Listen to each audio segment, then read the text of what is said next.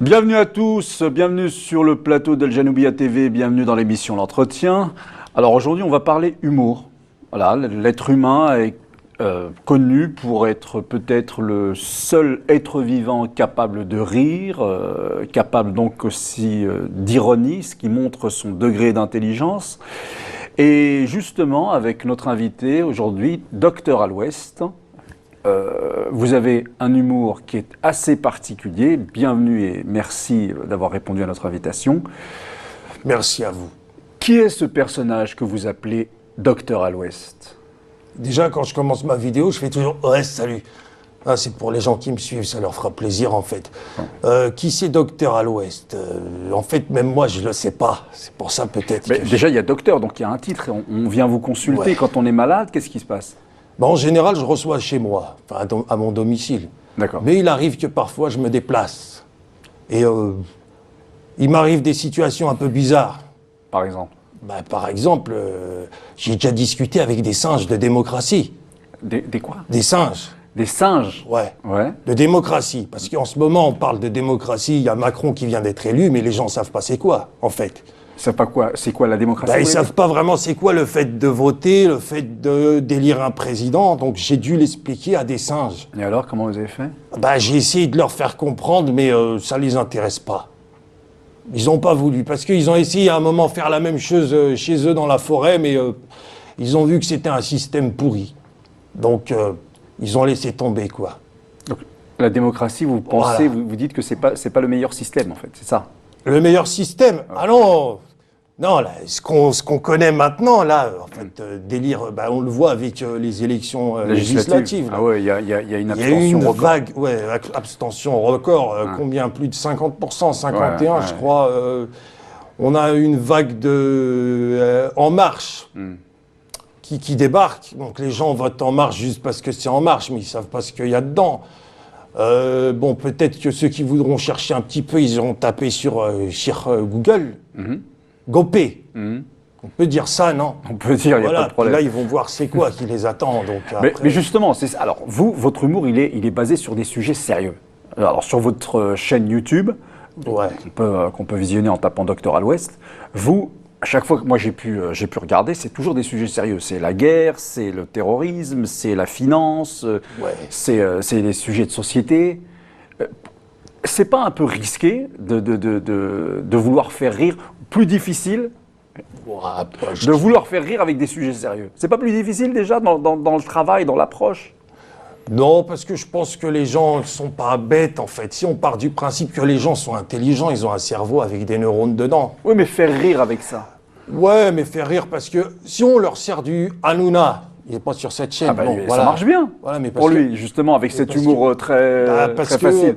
En fait, le monde, il se divise en deux catégories. Il y a ceux qui ont un cerveau, ceux qui ont un cerveau chargé, et puis ceux qui creusent. Bon, Hanouna, il creuse ou comment ça se passe? Il y a ceux qui préfèrent creuser, et puis ceux qui préfèrent remplir leur cerveau. C'est à chacun de voir un petit peu. On va dire, chacun va chercher ce qu'il a envie. Ouais. Mais c'est sûr que c'est pas donné à tout le monde. C'est une certaine éducation. Enfin, ça c'est. Alors vous, comment ça s'est passé? Vous avez toujours été dans ce type d'humour? Ouais, un petit peu, mais après, forcément, quand on joue devant un public qui ne nous connaît pas, les gens ne sont pas forcément prêts. C'est pour ça que je vous dis que c'est risqué. Oui, il y a des gens, ils ne sont pas contents quand on leur parle de politique, c'est clivant, quoi. Ah ouais. Alors comment ils réagissent? Qu'est-ce qu'ils vous disent? Non, mais des fois, je vois des réactions bizarres, parce que je me rappelle une fois dans mon spectacle... Parce que je reçois aussi dans mon spectacle. Ouais. En fait, je disais, donc j'interpellais Sarkozy. Et en gros, je disais, Sarkozy, dégage. Je faisais lever tout le public. Donc c'était le dégagisme. Voilà, et puis je disais, Sarkozy, dégage, Sarkozy, et les gens reprenaient. Et c'est arrivé 2-3 fois qu'il y ait des gens qui ne voulaient pas dire ça. Ah. Ils disaient, non, je peux pas. Mais c'est un sketch. Non, je peux pas. Il y en a, ils sont à fond dans... C'est ça qui est marrant, en fait. Et ouais, c'est ça, les sujets sérieux. Oui, mais après, on a de l'humour ou on n'en a pas. Je veux dire, si on vient dans un spectacle, on est censé rigoler, donc il faut accepter de rire un petit peu de tout. Sinon, c'est pas la peine de venir, en fait. Qu'est-ce que vous recherchez vous-même? C'est uniquement rire ou vous voulez aussi sensibiliser sur ces sujets que vous traitez? Non, moi je recherche rien. Moi je recherche juste à partager avec les gens. Si on s'amuse, c'est bien. Sinon, c'est un peu comme les vidéos. En fait, je suis surpris que ça se partage. Ouais. Parce que sur ma chaîne YouTube, en tout cas, j'ai jamais mis une seule fois partager ou liker. Vous laissez les gens... je poste comme ça. Voilà. Et hop. Et après... ils sont gentils, les gens. Non, mais j'ai pas besoin de leur demander. Je pense ils savent ce qu'ils ont à faire. Bah oui, si ça leur plaît, je pense qu'ils vont partager. Puis, C'est vrai parce que sur les chaînes YouTube, on encourage souvent les YouTubeurs à dire, partager, liker, à encourager. Parce que, ils ont besoin du chiffre. En fait, René Guénon, Le règne de la quantité. Bon, c'est un ouvrage de René Guénon, en fait. Et on est dans ça. C'est-à-dire qu'il n'y a que le chiffre qui compte. Une vidéo, elle peut être super intéressante. Quelqu'un, il va vous donner la solution pour guérir du cancer. Si elle fait 500 vues, les gens ne la regardent pas. Mais un chat qui fait des roulades dans l'herbe, elle fait 10 millions de vues, les gens vont regarder parce que... Et comment vous l'expliquez, ça?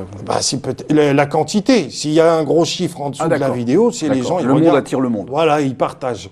D'accord.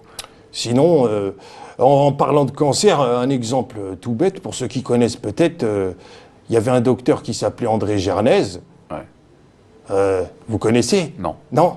Voilà. Bon, c'était un cancérologue. Il a étudié le cancer pendant peut-être plus de 50 ans, 60 ans, si je dis pas de bêtises.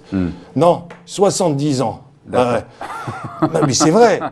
Bon. Alors. Bref, tout ça pour dire que il en est arrivé à la conclusion qu'en fait, pour se prémunir du cancer, il fallait jeûner. Pendant 30 jours. Tout individu âgé de plus de 40 ans, c'était sa conclusion, il fallait que la personne jeûne, en fait. Et le jeûne... Un mois par an. Un mois par an. D'accord. Et puis il expliquait réduire sa nourriture de 1/3. Bon.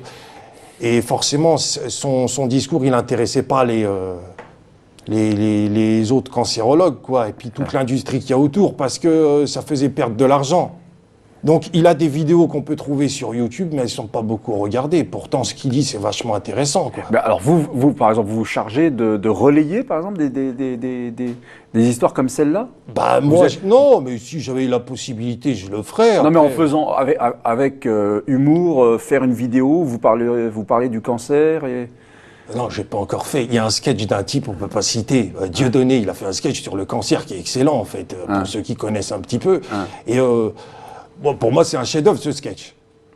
Il explique vraiment toutes les étapes, parce que là, on parle de la maladie. Bon, en fait, ça explique... Un sujet encore sérieux. Voilà, tout le business qu'il y a autour, et puis ça montre comment on peut rire de sujets vachement sérieux. Mais c'est vrai, alors, pour la fabrication de vos vidéos, comment vous faites? Parce que moi, j'ai regardé, elles sont bien fabriquées. Mais je travaille, moi. Oui, ça se voit. Alors, comment ça se passe, la fabrication de vidéos aussi bien faites? Non, parce qu'il y a youtubeurs et youtubeurs. Là, c'est vraiment de la qualité. Bon, on va dire, il y a des vidéos qui m'ont nécessité. Bon, il y en a, c'est des farces. Je me suis amusé à les faire vite fait, comme celle que j'avais fait, mais il y a longtemps, elle est vieille, celle-là, sur Hollande, le vaccin contre Hollande. Bon, là, j'ai pas beaucoup travaillé dessus. Mais il y en a qui m'ont nécessité vachement de recherche. Par exemple, celle que j'ai faite sur la guerre du téléphone. Ouais, par exemple. Où là, je me suis penché vraiment sur la question. Après, je ne pouvais pas tout mettre parce qu'il y a énormément de choses à dire. Mais bon, comme il fallait que je sois assez... Alors, racontez-nous, c'est quoi cette histoire de téléphone? La guerre du téléphone, en fait... tout le monde a un téléphone portable. Bon, ensuite, forcément, il y a des intérêts. Il y a un business tout autour. On a 4 opérateurs. Alors moi, je me suis intéressé sur qui tenait justement ces opérateurs, enfin les patrons, que ce soit Xavier Niel, Patrick Drahi à ICFR, enfin Xavier Niel, c'est Free, Bouygues pour Bouygues. Et après, je me suis intéressé à leur placement financier. Enfin, j'ai fait vraiment un travail de recherche. Et puis, il y avait une entente entre les opérateurs en 2005 pour lesquels ils avaient été condamnés parce que justement c'était une fausse concurrence. Enfin bref, en cherchant, on se rend compte que au-delà du business des opérateurs, il y a aussi une exploitation des matières premières, une misère humaine derrière, en fait, que ce soit pour les fabricants de téléphones, avec les téléphones sont faits en Chine principalement, les matières premières sont en Afrique. En fouillant, il y avait trop de choses à dire en fait dessus, de choses même moches. J'ai essayé de simplifier quoi, mais ça m'a nécessité quand même pas mal de recherches. Et je le fais le soir, en général, quand je rentre chez moi, je prends 2 heures, comme j'ai pas la télé, ça va vite. Là, vous faites rire avec ça? Bah, j'ai essayé, après...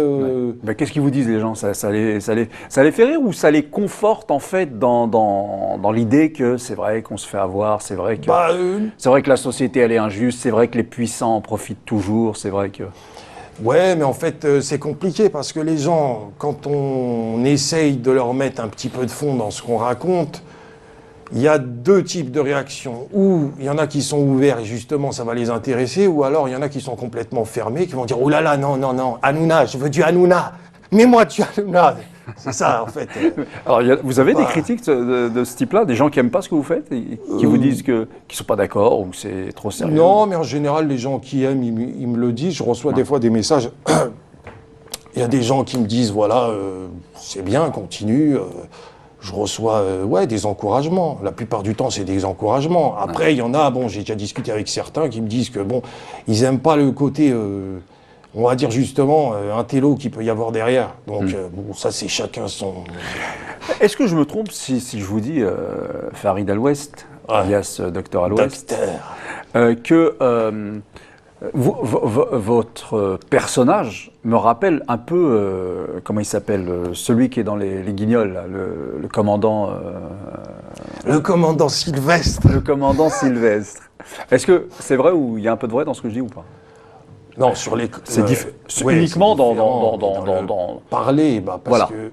Non, mais parce que c'est sérieux, c'est sur des sujets très sérieux, et ça fait rire. Oui. Et c'est cynique. C'est très cynique. Ouais, en fait, ouais, mais les prochains épisodes, je pense, parce que je vais en faire encore un peu, je pense que j'irai plus loin, parce que là, on est au début, on va dire. On est qu'au début, c'est déjà pas mal, hein, pas mal du tout. Hein. Après, voilà, on a des encouragements, c'est bien. Ouais. Après, en fait, moi, je suis pas dans la recherche de la notoriété par rapport à ça, parce que c'est pas un truc qui m'intéresse. Pourquoi c'est pas bien de chercher la notoriété quand on est un humoriste et que... moi, ce qui me dérange, c'est d'être un mendiant du like et du partage, quoi. C'est-à-dire qu'il y a des gens, ils font des blagues sur les Roms, ça les amuse. Encore maintenant, on va voir des humoristes qui font des blagues sur les Roms. Ouais. Alors pourquoi vous n'en faites pas, vous? Qu'est-ce qui vous interdit d'aller sur ce terrain-là? Moi, j'en fais pas parce que le Rome, c'est que la conséquence de choses qu'il y a au-dessus. Donc, moi, je vais pas me moquer de... C'est-à-dire? Il y a une mafia derrière. D'accord. Donc celui qui veut faire rire, il a qu'à se moquer de la mafia. Là, je dirais, ouais, c'est bien. Maintenant, celui qui se moque du pauvre qui n'a pas de bras ou qui lui manque et puis quelque chose, quoi, et qui se retrouve à faire la manche, qui est contraint à faire la manche, ça me fait moins rire. Après, il y a des gens qui vont se moquer de ces gens-là. Et puis derrière, ils vont être sur YouTube ou Facebook, partager, liker, ils font les roms. Donc c'est paradoxal en fait, finalement. Qui est le rhum, quoi. Bah ouais, moi, c'est pas ma démarche en fait.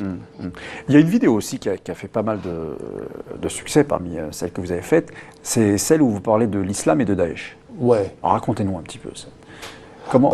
non, mais en fait, celle-là, c'était plus une série à la base parce que Islam, Daesh, on voyait les images à la télé de ce que représente Daesh. Et je sais pas, un drapeau noir, en principe, on se dit, il n'y a rien d'attirant dedans, quoi. Enfin, il y a une bannière, quelqu'un qui voudrait te convertir à quelque chose avec un... Ça fait comme les pirates, le symbole. Voilà. Ça peut pas être pacifique ou ça peut pas être spirituel. Enfin, moi, c'est plus quelque chose d'agressif. Et de voir que finalement, ça a quand même attiré des gens... Je me disais, ouais, c'est un peu bizarre que des gens tombent dans ce truc, quoi. Et après, j'ai juste fait le parallèle, mais je pense pas que ma vidéo, elle apporte grand-chose, en fait. Vous êtes modeste. Je trouve qu'elle apporte quand même une mise au point par rapport à ce que sont les musulmans, ce qu'est l'islam. Ouais, mais on va dire que pour moi, je considère que j'ai fait ma part, dans le sens où, vu que je fais des vidéos drôles et que j'aborde tous les sujets, enfin plein de sujets, quoi, j'étais obligé d'en parler. Bon, après, j'ai fait ma recherche comme tout le monde dessus. Vous cherchez bien, hein, c'est sérieux votre travail.